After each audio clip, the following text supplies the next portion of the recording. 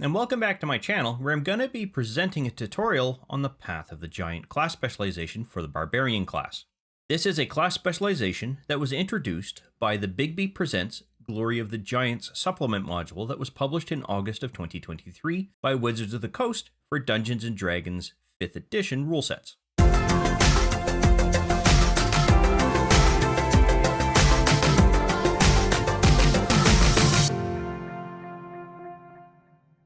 Generally speaking, barbarians are nearly as connected to nature as druids are, and in some cases, some might argue, more tightly coupled to nature in a more primal sense. As a result of that, those barbarians who follow the path of the giant are able to become larger than life. Quite literally. Well, as literal as fantasy role-playing can be. They are able to use the raw nature of elemental magic when enraged, and can effectively become the giants they sometimes have had to face during battle. Additionally, as you should know by now anyway, barbarians gain their path at level 3, so as a player, you're going to have some time to adjust to your character before you really need to look into specializing their skills. Before I get into the class specialization itself, however, I want to point out one thing about where you can actually find the information card for this path, as it does differ from previous paths I've covered in other videos. If you look at the classes listing here, you're going to find a new button up here in the upper left corner of the screen. You'll also notice that the module supplement is not listed here in this class list. And that is because they now will appear under this class specializations subpanel, if you will. I honestly can't recall whether the specializations button is new or has been there for a while. However, it is actually nice to see that something's finally appearing in here, if it has in fact been there for a while. I suspect that Smiteworks is actually going to start moving all of the subclasses and class specializations into this subpanel, because there is a little bit of a problem with the character wizard right now. To showcase this problem, I've gone ahead and loaded up a couple of additional supplement modules so that we have some duplication with the clerics, the fighters, druids, monks, paladins, rangers, etc. Actually, we don't have 2 paladins, but we have rangers for sure.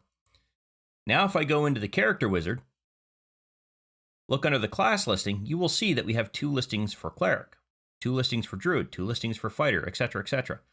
And that's because when a supplement module introduces a class, specifically specializations for that class, it will actually go through, and the old way to do it was to add that list here, but they're changing how that class, or character wizard I should say, works. And now that there are multiple subclasses that are listed here because of the introduction of these modules, it's sort of cluttering up the way that that class selection screen works. So I suspect Smiteworks is going to go through and clean that up a little bit. And they're going to do that by adding in the specializations here. Now you can see that this is the only one that is there. So I suspect this feature is literally new and has only been active since this module has come out, which at the time of this recording is only a couple of days ago. Another location that you're going to see this in is going to be on your class and level panel here that's associated with your character sheet. And I can showcase that by going ahead and leveling our character up so that we activate the primal path. I'm going to go ahead and select Path of the Giant. As soon as I do that, and then I go back into the selection screen, you can see that we now have the specialization listed. This was not there prior. And this gives you the means to be able to actually open and close the information panel for that particular class specialization. However, I have digressed, so we really should be taking a look at the Path of the Giant. So let's go ahead and get started. When your character reaches Barbarian level 3, and you select this particular path for your character, they will gain their first 2 primary path features, one of which is called Giant's Power. This feature gives your character the ability to read, write, and speak the giant language, or if your character already has that language, another of your choosing. However, at least at the time of this recording, when your character gains this particular primal path, the feature is not automatically added, and neither is the language. So the only way to go through and actually add the language is to select one of the entry boxes, hit enter once to create a brand new line, and then just simply type in giant. And what that will do is that will ensure that you have the new language added to your languages listing. Now, to make sure that I didn't add a second new line, when I was finished typing, all I did was hit the tab key so that it moved on to another field here. And what that does is that actually will finish the entry, if you will, for the language I was adding, and then moves the cursor to the topmost entry once it's resorted itself. And as soon as this language is listed within this languages panel, they will be able to understand the giant language. However, this drop-down list showing the languages that your character can understand won't necessarily update right away. I'm not entirely certain as to why, but if somebody does happen to actually type in something that is in the giant language, it will appear here and your character will be shown as understanding it. And just to be sure, I went through and had the GM type something in the giant language. This is what it looks like, and this is what you as a character can see. If your character doesn't understand this language, all they're going to see is this. If your character understands language, they will actually see the translation. Another benefit gained by this feature is the means to select one of two cantrips, both of which are listed right here on the information panel. And they are the Druidcraft and Thaumaturgy cantrips. Whichever one you choose is entirely up to you, but it probably should go along with the playstyle that you're aiming for your character. In this particular case though, I'm going to select Druidcraft, and adding this to your character sheet is actually fairly straightforward. All you have to do is drag and drop this into your character's action sheet. Now, unfortunately, it's one of those things that's not automatically added because you have a choice here, and it didn't show up in the character wizard for selection. However, what this is going to do is it's going to create a brand new spell group, and this spell group needs to be updated to ensure that it uses the wisdom-based ability, because that's what your character is going to be using for their spellcasting ability.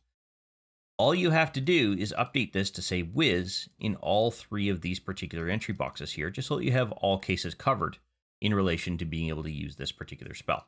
And that's it. That's all you have to do. At this point, Giant's Power is effectively set up. Giant's Havoc, on the other hand, requires a little bit more setup, and it is also another feature that your character gains at Barbarian level 3, and as soon as you choose this particular primal path.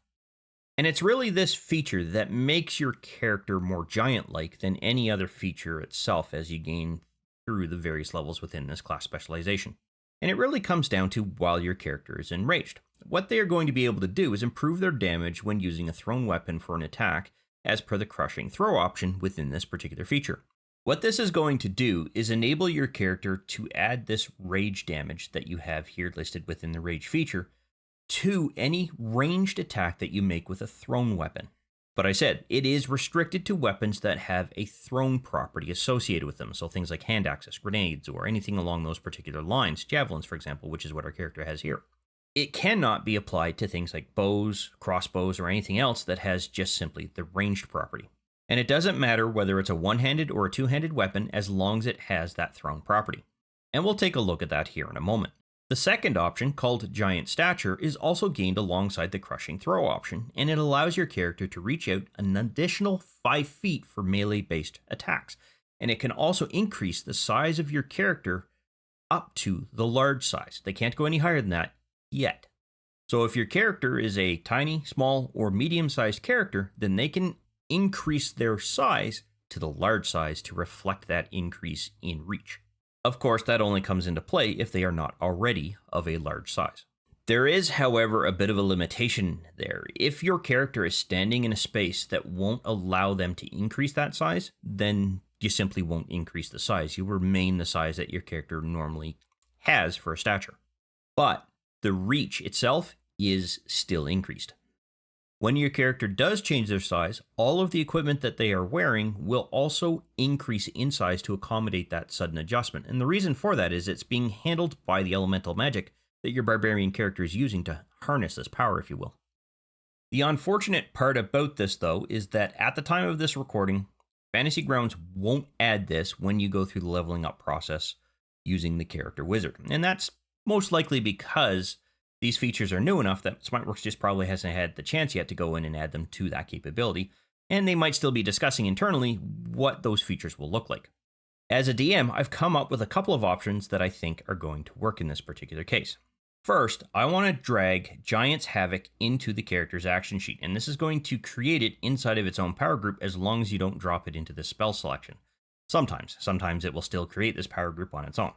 I'm actually going to separate this out into its own group just so that I can showcase all of that as part of this particular video.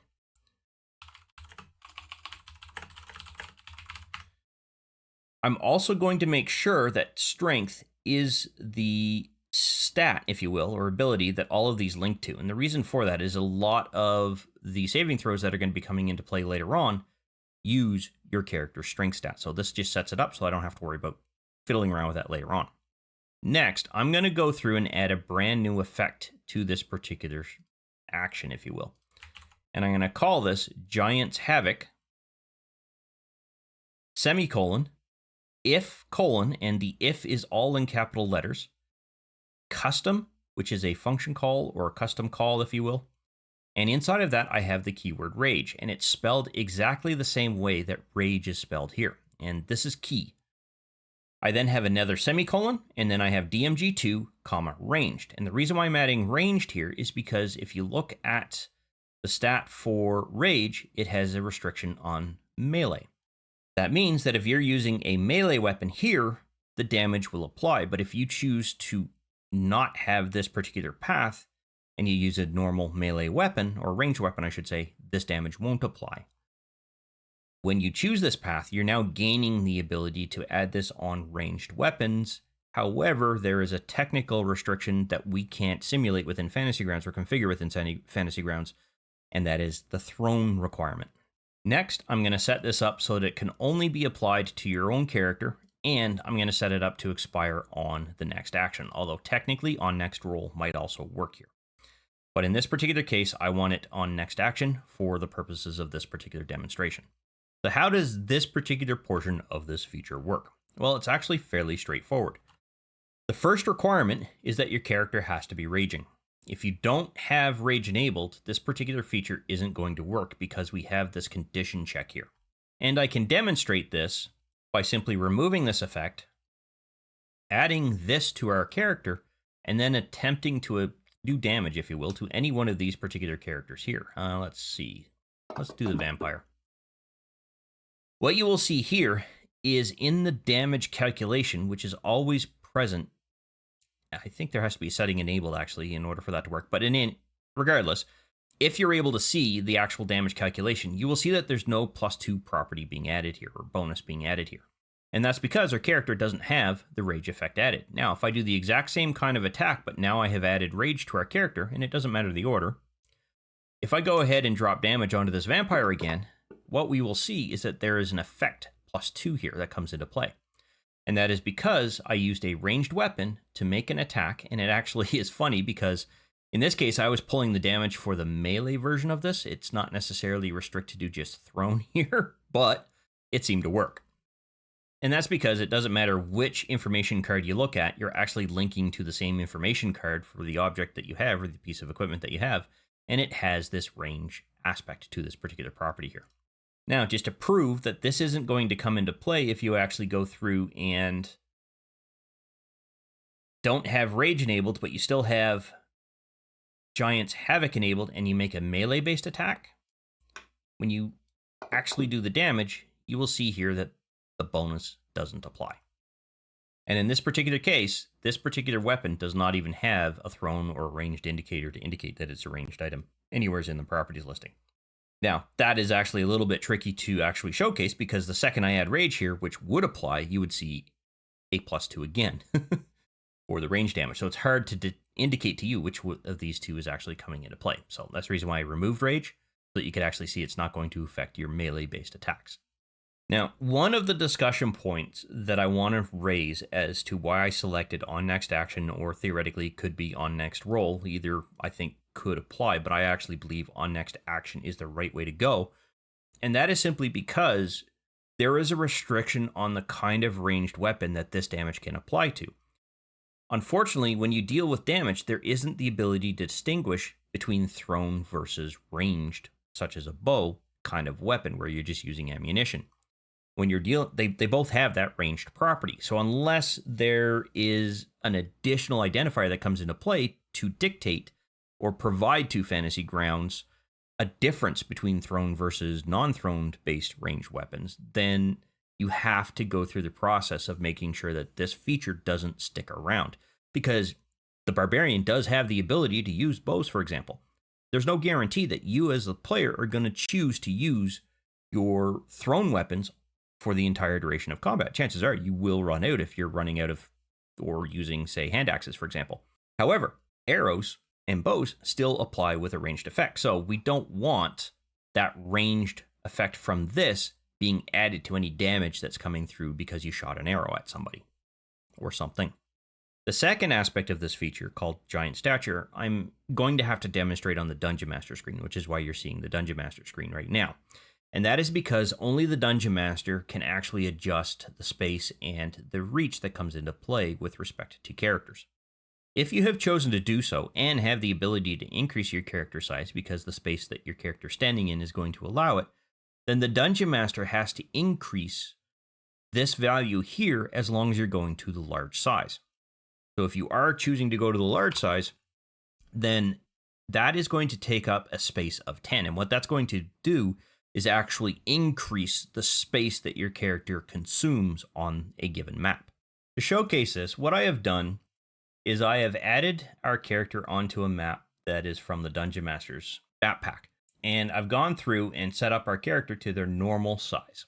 So pay attention to this little green box that is showing up within this particular, behind this icon right here. If I go ahead and increase this to a 10, you can see that that box is now increased to take up more space.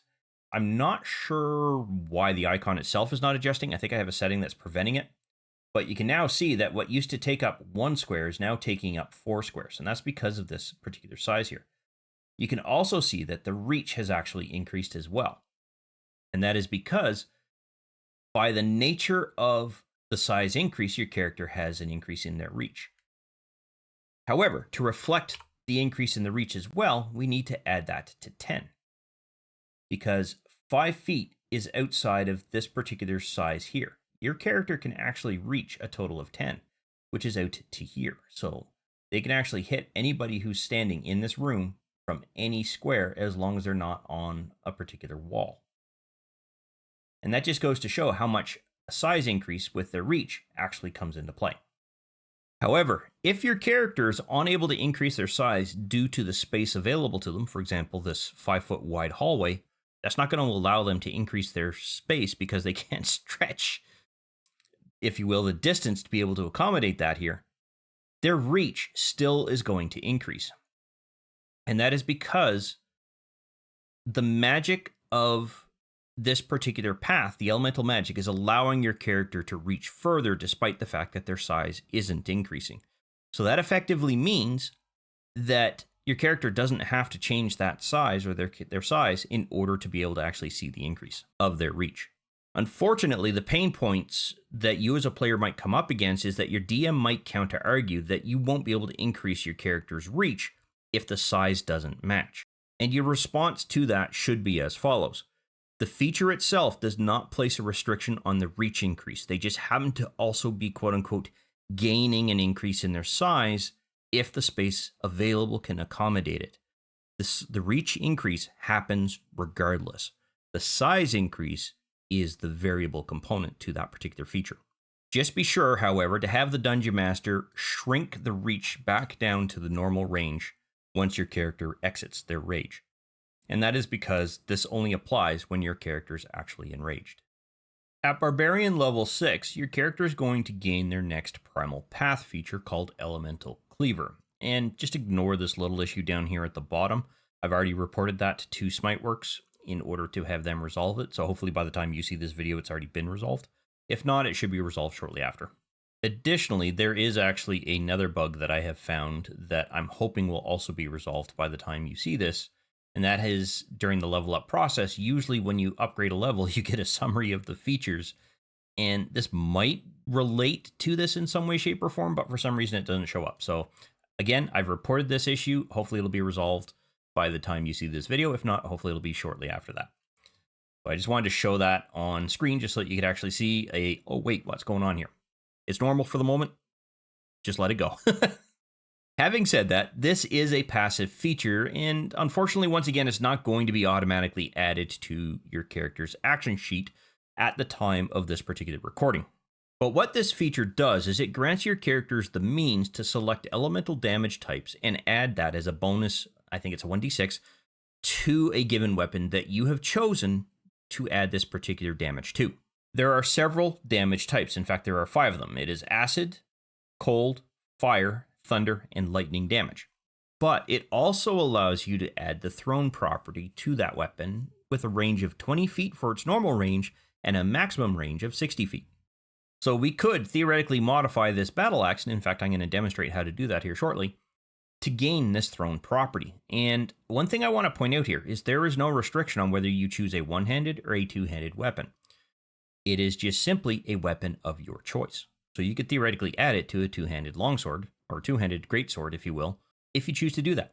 And some really good news here is if we choose to modify this battle axe and add this particular thrown property to it, because it's our quote-unquote chosen weapon for it, if you were to throw this battle axe at a target, it hits that target and is now embedded that target. If you have the extra attack, which you should at this particular point in time because you're level 6, that weapon will return to you automatically immediately before you're ready to make that next attack. So effectively, the way it works is you throw the battle axe, it hits, it does the damage, and then it immediately returns to your hands. It's kind of like the battle hammer in the Drizzt saga, if I recall. Wolfgar's hammer, that's the name. And I believe it was called a war hammer, not a battle hammer. There is, however, one key restriction. Well, actually, technically two. Your character has to be enraged in order for this property, the thrown property, to remain, and in order for the elemental damage to come into play. The second limitation is that it only works when it's your character that makes use of the weapon as the thrown property or does damage using it when you're dealing with the elemental damage. And that is because the magic comes from your character's enraged state and the elemental magic that they're using for that. If you pass that weapon off to somebody else, it immediately loses those benefits. The first thing I'm going to do is deal with the thrown aspect of this particular weapon first. And that is because it's a little bit complicated. It might take a few minutes to go through and explain. It is also the most confusing aspect of this particular weapon. So you can modify an existing weapon that you're currently carrying by making an adjustment here within this particular block of code or on the panel. So if you click on this particular magnifying glass and then you throw in a comma, thrown, and then your range parameters here, which is 2060, then at this particular point in time, you're now granting that thrown property to this weapon. And you can save that change. However, there really isn't a way to set up the thrown aspect of it, if you will, unless you actually switch it to this state. So you can see this here, this javelin is shown as a thrown weapon. In order to really reflect that your battle axe is being thrown, you need to switch this to the thrown weapon before you throw it so that it technically falls within your ranged distance limitations. Now, Fantasy Grounds itself, I don't know if it matters if you do that, but from a role-playing point of view and from a accuracy point of view, you should actually go through and switch that before you throw that weapon. Fantasy Grounds might actually do some behind-the-scenes calculations that don't come into play if you don't make that switch. The problem with making the change this way is you've now put in a situation where you have to adjust this every time you want to make that determination. I have a slightly better way to do this, although it's a little bit more work and it does involve the Dungeon Master. I'm on the Dungeon Master screen here, and the first thing that you're going to want to do is take a look at the character's inventory, which in this case is this battle axe, and make sure that that actually lines up with the weapon that they are using and have chosen in order to make this adjustment to. You then want to go through and search in the items for that particular weapon. And the reason for this is the items in here are not instantiated, whereas the items that are coming out of the character's information sheet here and character sheet are instantiated. So adjusting these might have different impacts, if you will, with respect to that. What you actually want to do is just drag and drop the item that they have chosen into the item listing again. And you will know that it worked because you'll get one here with hopefully an uncategorized category here, or it will show up in the same category that you have selected here as this particular selection listing. So in my case, it dropped into the uncategorized grouping here.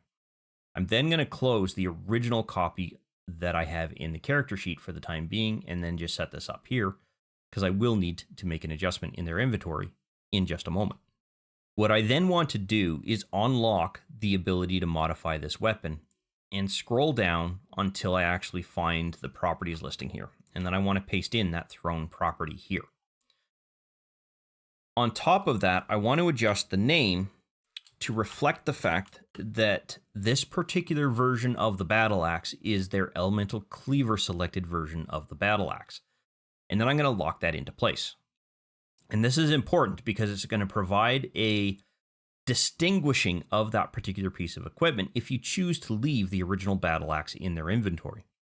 Now, it doesn't matter if you do or not, because all you're really doing is indicating that this is the player's chosen weapon, and the thrown property is only actually going to come into play when they choose to throw it.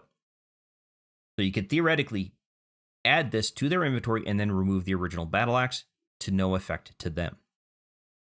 And I mean to the player. So what I'm going to do is I'm going to drop this into my player's inventory. I'm going to remove the original weapon. So just 1 second here, make sure I got the right one. And as soon as I do that, what you can do is go back to the actions page, and you will now see that there's an EC battle axe that's melee based and an EC battle axe that has the thrown aspect to it, much like we had with the javelins.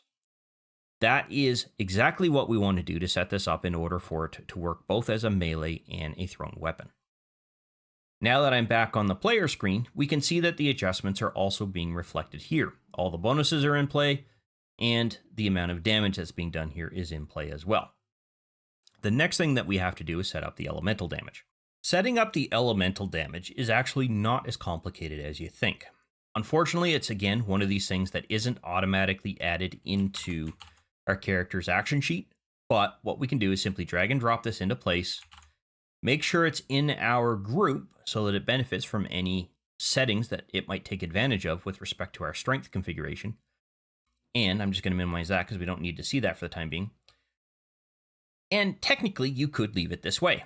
The only disadvantage here is the type of damage isn't being defined. This is kind of the thing that I don't like about the way that this particular feature is being set up right now. And that is because, as a bonus action, your character does have the ability to change the type of elemental damage that they are dealing. The other factor is that this damage should only actually being able to come into play when you're enraged. Right now, this would come into play whenever you're actually planning on using this particular weapon, if you happen to leave this particular effect in place. So what I want to do is modify this effect, and I'm going to enhance it a little bit to make it a lot more succinct, if you will, and effective. In this particular case, I am setting the name to be Elemental Cleaver -acid. And the reason I'm doing that is I want to distinguish between the different kinds of damage that I'm dealing with in the chat box, in case the Dungeon Master is going through and writing notes and stories and summaries based off of the chat box, as well as when we're in the combat tracker and have the effect attached to our character. The next section, this if : which the IF is all in capital letters, as is the word custom here. So if : custom and in brackets rage is the exact same thing we did with Giant's Havoc. We're restricting this so that it will only function when your character has the rage component enabled during combat. And then the easy part is that we're setting up the damage is 1d6 acid damage. And then we're leaving it in self and on next roll, because these are actually configured properly. I am then going to want to add in 4 more effects to this. And the reason for that is there are 4 additional damage types that we could theoretically still deal with. And I want to make sure that I add the damage types in the order that I want to be able to use them in. So in this particular case, if I feel that I'm going to be using acid and cold more frequently, then I might have them set up in the top 2 categories here. I don't think Fantasy Grounds sorts all of this on us. I don't believe it's done that to me in the past, so I don't expect it to do it now. But just in case it does, then you might not have a choice in the order that you're going to get it in here. And all I'm doing is I'm making sure that all of these things are in place, so that as a player, I can optimize the flow of combat by not having to take the time and going through and updating the type of damage, because I have chosen to use my bonus action and switch the damage type from cold to fire, because I've realized, or my character has realized, that cold damage actually helps the creature that I'm attacking as opposed to harms the creature that I'm attacking. And with that done, I can now say with confidence that I've got a very quick way of switching the kinds of damage that I can do. And when I'm in an actions listing here, where did that go? There it is. The order that I've put them in is now going to show up here. So if I know that I'm going to be dealing with fire damage all the time, then I know it's going to be this middle icon. If I know I'm dealing with thunder damage, I know it's always going to be here. The order you entered it dictates the order that it shows up here, as long as Fantasy Grounds doesn't resort, and I don't think it does. So how does this work? Well, one thing is your character has to be enraged. So you have to make sure that the rage feature and effect is in place and active.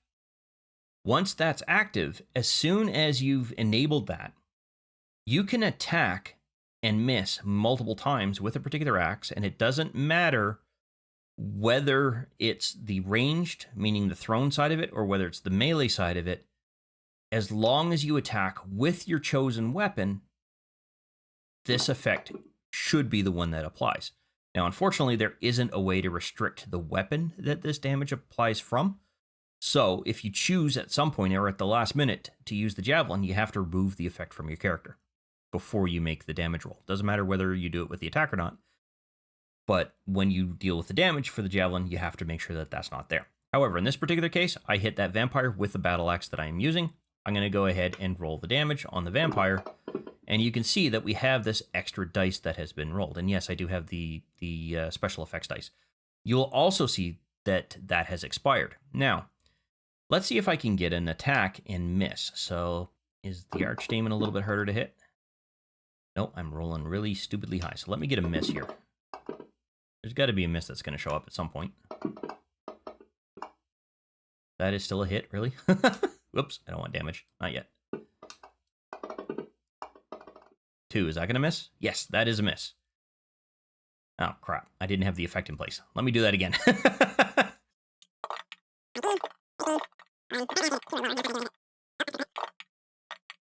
There we go. That is a miss. You'll notice that the effect is still here. Whenever you make the attack roll, and this is the reason why I would choose on next roll, it doesn't matter whether you hit or miss, the effect is going to stick around. The only way it's going to be removed is if you apply the damage. And you can see that the effect is gone. So you can preload the effect that you want and just leave it there until you actually hit. You just have to remember that if you switch weapons to the javelin, it's not your chosen weapon for this particular case, so you have to remove that effect. At character level 9, your character is going to have some adjustments made with respect to 2 effects. One I cover with respect to the main base class, and that is the increase in the damage here. So you're going actually from a +2 to a +3 with respect to that damage. So it's at this particular point in time that you need to make that change. And I cover that for the rage feature within the main class video. But because, oops, I didn't want that. Because this particular feature here, Giant's Havoc, also adds that damage bonus into play. You also have to make sure that you come in and adjust the total damage that you're dealing with here.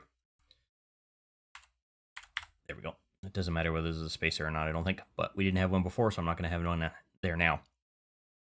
And what this does is this ensures that the damage that your rage normally would deal with respect to melee-based ones still applies to Giant's Havoc when you're dealing with a ranged weapon. However, with respect to this particular class specialization, that is really the only adjustment you have to make. At Barbarian level 10, your character is going to gain their next feature, but once again, during the leveling up process, you could potentially run into an issue. And that is a missing listing for the feature that your character is gaining, specifically their Primal Path listing. I've already reported this again to Fantasy Grounds, so hopefully, or Smiteworks I should say, with respect to Fantasy Grounds, so hopefully by the time you see this video, it will be fixed, or shortly thereafter. So hopefully you don't have to deal with it too badly. Having said that, let's go ahead and take a look at Mighty Impel. What Mighty Impel gives your character the ability to do is to throw any creature that is medium or smaller up to 30 feet away from your character, as long as it is a location that your character can see. The second portion to that limitation is that space has to be unoccupied. But here's the catch, that space doesn't have to have a floor. What that means is you could theoretically throw someone into the middle of a ravine. And that could be an extremely tall ravine, which would immediately kill the individual once they hit the bottom. But we'll get to that in a moment. You can throw friendly or hostile creatures. However, if you choose a friendly creature who is willing, they don't need to make a saving throw. If you choose a friendly creature who is not willing, they do have to make a saving throw.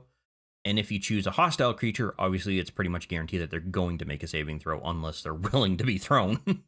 The odds of that being something that happens is slim, but not impossible.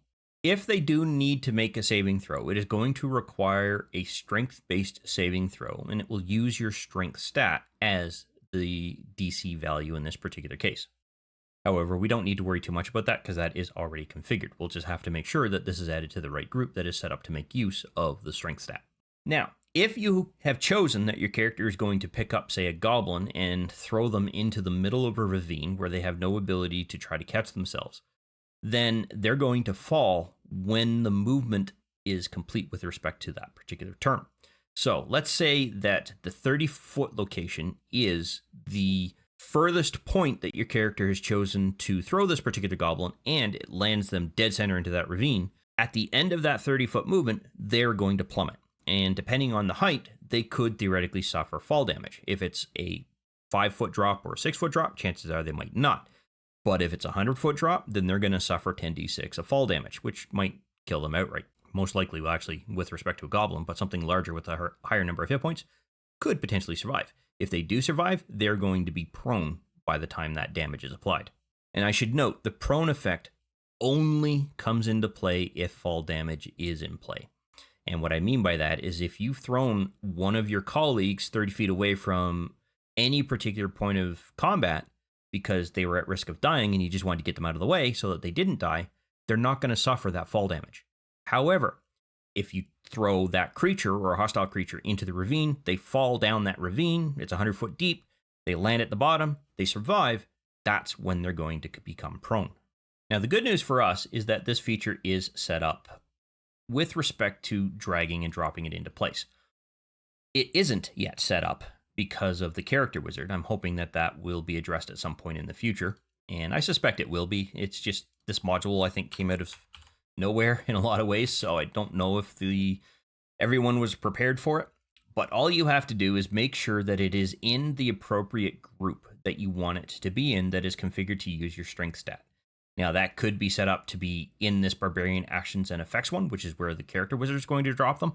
Or if you've chosen to, you can break it out into its own group, which is what I've done here, just to show you what that looks like. All you then have to do is pop this open to make sure that the value that is going to be here will actually be correct. Now, I'm actually kind of curious as to why we can't see that value here. In the past, we have been. It looks like there's an unintended, I want to say, indentation happening here. And hopefully that's not because of my character sheet. This is a slightly older character sheet. If it isn't, then maybe there's an issue with that character sheet. I don't know. Sorry, I meant if there is. Now, that might actually be why the stats aren't showing up in the character wizard as well. This is an older character sheet. I'm going to go through and try to recreate a brand new Barbarian character through the new character wizard process, see if that fixes that particular problem. In any event, how this is going to work in combat is really straightforward. What you're going to do is you're going to declare that, hey, I'm going to throw this vampire. Now, admittedly, if the vampire changes into a bat, then they're probably not going to suffer fall damage. But let's say you're going to choose to throw that vampire because they're of smaller stature than what your character currently is. Let's say that you're enraged, you're using your size difference there to be able to throw them. You can have them make that saving throw. And if they fail, although in this case they succeeded, so they resisted it, but let's say that they had failed, then you could throw them into that location or that ravine if you happen to be standing near one, and all of a sudden they're going to plummet. And if they don't save themselves by changing into mist form or into a bat or other creature that vampires might be able to change themselves into, then they're most likely going to suffer fall damage when they hit the bottom. Now, they're going to regenerate because that's what vampires can theoretically do. In any event, you've taken that vampire temporarily out of combat and you can focus on whatever happens to remain, so the rest of this group. And that's it. You can also choose, if you had party members in here, to throw them, and as long as they're willing, you could just simply move them out of combat, and they won't incur any attacks of opportunity because while they're willing to be thrown, it's unintentional movement from their part, which doesn't incur those kinds of attacks. So it's a great way to introduce a hero moment in combat when somebody might be close to death. Just throw them out of the way. And finally, at Barbarian level 14, your character is going to gain their last Primal Path feature called Demiurgic Collosus. And I think I'm pronouncing that right. And what this feature does is enhance all of the features that your character has gained so far over the course of this particular Primal Path. And we'll go over each of them in turn. And the first of which is being able to increase your character size to huge as opposed to just large with respect to their overall character size. Doesn't matter how small your character is starting, you do have the ability to go to the huge size. However, you get to choose at the time that you're making that increase in size noted. So if the room you're standing in only allows someone up to a large character size in height and weight and capacity, then you can go that high. But if you're in a room that's much larger and it can handle a creature of huge stature, then you do have the ability to change into the huge size. Now, once again, when the Dungeon Master is adjusting the space that your character is going to take up, instead of that being a 10 if you have chosen the huge size, it's now going to be 15. So the space allotment for a large creature is 10, whereas the space allotment for a huge creature is 15. What that means in the case of a map is that your character is going to take up a 3x3 grid of squares versus a 2x2 grid of squares for the large size and a 1 square or a single square for a medium to smaller size. On top of that, and part of the same feature, your character now has the ability to reach out an additional 10 feet as opposed to an additional 5 feet, which means if your character's reach is normally 5, they now can reach out to 15 feet and make attacks against creatures within that entire grid. And if your character did increase their size, that is a huge area around their character. That is probably a 9x9 grid of squares, I think, if my math is right. If you happen to be playing a bugbear, your reach is already at a distance of 10 prior to your size increase. And something I forgot to mention during the coverage of that particular feature is that that stretch or that reach also does increase. So when you increase to a large size, your reach now becomes 15 feet as opposed to 10. However, when you use this particular feature into play, so Demiurgic Collosus, that reach now goes out to a total of 20 feet as opposed to 15, because you're now adding 10 feet on top of the 10 feet your character can already reach. Which, if that's the case, depending on the size of the map, you might be the only one being able to hit everything on the map. With respect to the mighty Impel feature, you will now be able to throw creatures that are of large, medium, small, or tiny, as opposed to just medium, small, or tiny. And that is mainly due to the increase in your strength with elemental magic, as well as the fact that your character can now switch into a huge creature, which means you can always generally throw the creature one size lower than your own creature or character. So you can actually take fairly large creatures off the battle map very, very quickly, as long as they don't have the ability to fly or swim, and you're throwing them into a ravine. There's a whole slew of capabilities that you now have with respect to that mighty Impel feature, and then even more of them when you take into account an increase in the size of the creatures. And finally, and this is really the only one where a change comes into play with respect to your character's action sheet, Elemental Cleaver, the amount of damage that you can now do with Elemental Cleaver increases from 1d6 points of damage to 2d6 points of damage. So you will have to go in and make an adjustment to each of these particular effects if you went through and set them up, in order to ensure that your character now has the ability to go through and do that. And I suspect that's why the decision was made not to go in and add in an effect for each of these. And there might even be a more optimal way to do that. So let's see, 2d6, 2d6, 2d6, 2d6, 2d6. Okay, so that covers everything with respect to elemental path. And that's really the only time you have to, quote unquote, deal with this kind of change. And I should point out, there is no restriction on this extra damage that is being done. If you have the extra attack feature, every single one of your attacks can have this damage added to it. It doesn't necessarily require a reaction or a bonus action to activate. If you attack and you hit something and you're enraged, your character can do this extra damage. So that is a significant amount of damage that your character can do over a single round of combat. The only unfortunate bit is that your character doesn't gain multiple extra attack capabilities. You only gain one extra attack capability. And the final adjustment that your character is going to have to make with respect to the Path of the Giant relates to when your character gains their final rage damage increase at level 16. And again, that's only going to come into play with respect to the Giant's Havoc feature here and dealing with the damage that you have here. So all we have to do is make sure that that is a 4, and that completes all of the changes that your character is going to receive through this particular feature. And in summary, I was actually not expecting a new subclass to be introduced by any of the new supplements, and so this one came out as a pleasant surprise to me. It's nice to see that the Giantkin have finally been acknowledged, and it addresses a very glaring aspect of D&D that was sorely missing, in my opinion, because we had the ability to deal with vampires as a player, we had the ability to change into dragons and other kinds of creatures as players, but giants were something that we could never really take advantage of their power, whereas we could with everything else. So it was just a huge missing hole within the canon of D&D, in my opinion. And the other thing about it, too, is that this particular path doesn't feel too overpowered. Well, unless you're near a high ravine or cliff or some other environmental feature that could put a hostile creature in serious danger. Well, that's kind of the point of being a barbarian, but that's something else entirely, because you could very quickly reduce the complexity of a fight by just simply throwing large creatures, once you're at the higher levels, off the edge of that cliff. And if they can't survive the fall, then they're immediately taken out of the fight. But if they can survive the fall and don't have a quick ability to get back up from that particular drop, if you will, then they're still out of the fight for a while. I'm just picturing in my head a party where a couple of these characters have taken this particular class and they're just lobbing hostile creatures off the end of a cliff or a ravine. And on top of that, with the recent successes of several animes that are all fantasy-based and portray giant-like characters in them, it gives a player a means to sort of simulate that whole concept in D&D. However, that does bring us to the end of this particular primal path. I want to thank you for watching this video, and I look forward to seeing you in the next one.